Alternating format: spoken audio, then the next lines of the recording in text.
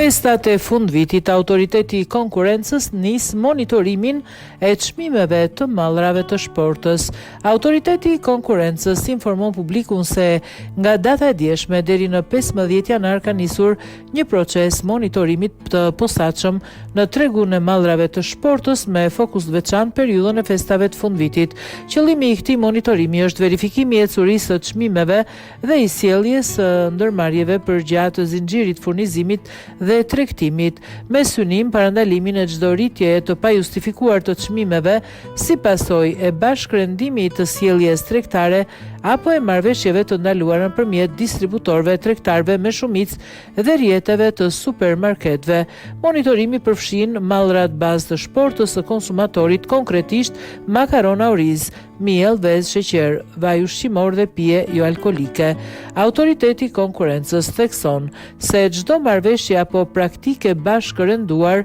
që ka si objekt ose pasojë shtrembërimin e konkurrencës, veçanërisht përmes rritjes së çmimeve në dëm të konsumatorëve, përbën shkelje të ligjit numër